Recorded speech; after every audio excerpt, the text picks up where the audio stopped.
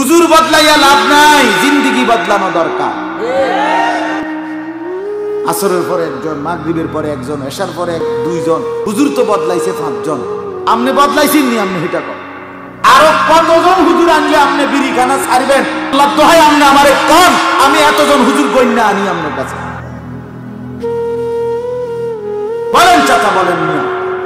আরো কত লক্ষবার বললে আপনি বুঝবেন? গালি দেওয়া, টেলিভিশন দেখা, আপনার স্ত্রী বেপরদা থাকা, ছেলে মেয়ে নামাজ না পড়া, আপনার বরবাদি, এটা আপনার জাহান্নামে যাওয়ার কারণ। আপনার ঘরে আপনার ছেলে 1 ওয়াক্ত নামাজ পড়ে না, এত বড় জানোয়ার আপনি ঘরে পালেন কেন মিয়া?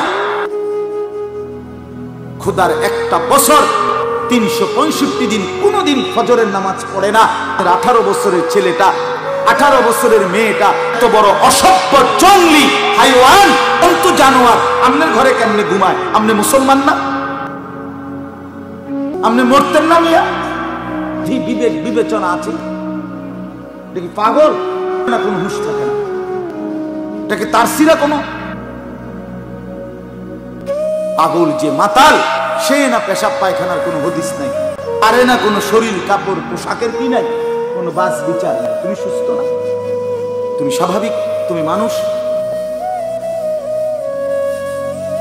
আল্লাহ আমাদেরকে বুঝতে হবে। ছেলেরা বুঝতে শেখো বাপ, বুঝতে শেখো। আজ শক্ত করে বলার কেউ নাই, আজ তোমার বিবেক নাড়াইবার কেউ নাই। শয়তান আর মোবাইল আর ছবি, নারীর নাচ আর অস্থির দৃশ্য দেখতে দেখতে চেহারাটা ভীষণ কালো হয়েছে। দেখো বলুন, তুমি নামাজি মানুষগুলারও দাঁড় করাও, বেনামাজি তোমরাই একজন আরেকজন দেখো। আর তোমরাই নামাজি, এখানে যে কয়জন নামাজি মানুষ তারা আলাদা দাঁড়া, তোমরা যারা নামাজ পড়ো নাই তোমরা আলাদা দাঁড়াও, দেখো তারা দেখে। এখন দেখো, এখন দেখো মানুষের সুরত লাগে কারে। ছেলেরা আমার বাপ, অনেক ছেলে মাশাআল্লাহ, নষ্ট হয়ে যায় না, নষ্ট হয়ে যায় না।